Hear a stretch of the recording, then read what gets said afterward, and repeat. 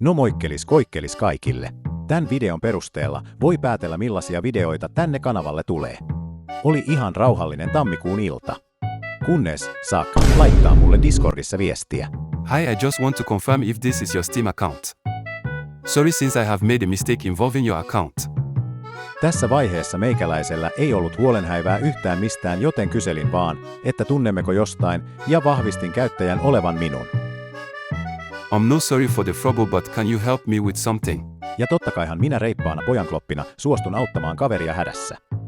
It was I mistakenly reported your account for doing illegal purchases and scamming instead of someone else, and Steam support said that your account will be suspended and your IP will be blocked on Steam if there is no action taken from you. Mun ois kyllä tässä vaiheessa pitänyt jo tajuta, ettei tässä ole mitään käynyt, mutta kun olin vaan niin helvetin tyhmä silloin, niin vastasin sitten ihan paniikissa, että what deo I need torstai deo? I haven't heard anything from Steam. What is going on? Zack vaan vastaa aiemmalla tekstillä ja lisää, että Was worried that our account might get the ban. Did you read their reply to my ticket? Luulikohan Zack muka jo, että käyttäjäni olisi jo hänen. Hän siis käytti meidän termiä puhuessaan käyttäjästäni. Kysäisin Zackilta, että mitäs nyt kuuluisi tehdä.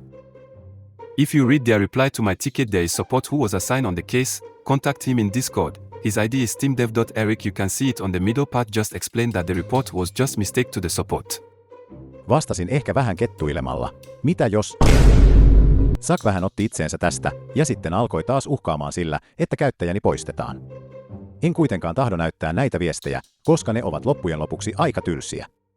Nyt voimmekin siirtyä minun ja SteamDev Erisin viesteihin. Hello there. How may I helping you? Kindly state the reason for adding me. No moro vaan sullekin. Mun käyttäjälle kävi tällainen pikku accidentti.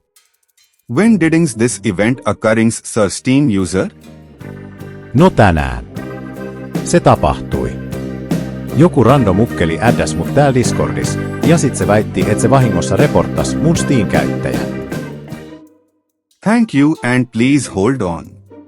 Upon checking, according to our Steam database, we have received multiple amount of reports towards your account about illegal activity for illegal purchases. Are you also aware that your Steam account will be permanently suspended if you can't prove yourself that you are not involved in any illegal or fraud issues?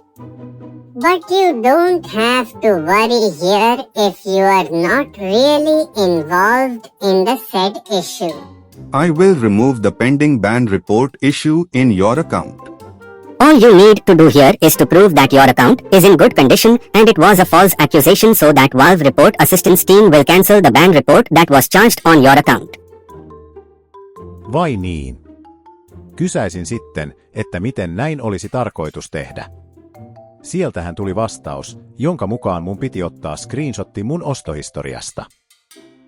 Tyhmyydestäni johtuen otin ja lähetin screenshotin ostohistoriastani tälle SteamDeville. Kun olin lähettänyt kuvan hänelle, hän kiitteli kovasti, jonka jälkeen hän pyysi minua kirjautumaan ulos käyttäjältäni, jotta systeemi voi aloittaa vahvistamisen käyttäjäni tilasta. Mun ois kyllä ihan viimeistään tässä kohtaa pitänyt tajuta, että nyt on kyseessä kusetus. Mutta en siitä tyhmyydestä johtuen sitä tajunnut. Kyselin myös kovasti, koska voisin kirjautua takaisin käyttäjälleni, mutta minua vain kehotettiin odottamaan. Hetken kuluttua tämä sama tyyppi laittaa minulle, ettei ohjelmaa saatu toimimaan virheen vuoksi. Kyseessä oli kuulemma konflikti tunnistautumisen ja paneelin välillä. Tästä viiseimmaatkin voivat arvata, mitä seuraavaksi hän pyytää minulta. Eli totta kai sitä, että otan puhelimeltani kaksivaiheisen tunnistautumisen pois päältä. Tässä vaiheessa alan jo tulemaan järkiini ja tajuan, että kyseessä saattaakin olla huijaus. Kysynkin, että saanko varmasti bännit, jos en teekään mitään. Kysyn myös, että miksei minuun otettu yhteyttä sähköpostitse.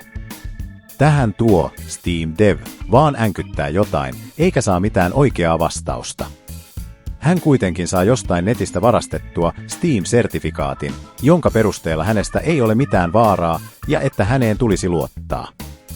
Lopulta hän kuitenkin luovutti ja toivotti minulle onnea siitä, että käyttäjäni tulisi saamaan bännit.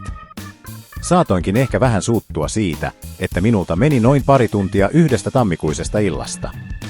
Päätin varmuuden vuoksi vielä seuraavana päivänä laittaa ihan oikealle Steam-supportille viestiä siitä, että mitä on käynyt. Steam onneksi antoi minulle ohjeita tulevaisuutta varten ja tarkisti, että olen ainoa, joka käyttäjälleni on kirjautunut. Tarinan opetus: älkää olko idiootteja ja havaitkaa vaara mahdollisimman nopeasti. Itselläni ainakin on aika paljon rahaa kiinni tuossa Steam-käyttäjässäni, ja se olisikin ollut harmi, jos sen olisin menettänyt.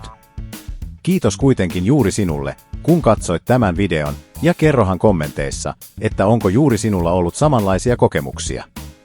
Ehdottakaahan myös, että millaisia videoita tahdotte nähdä tulevaisuudessa.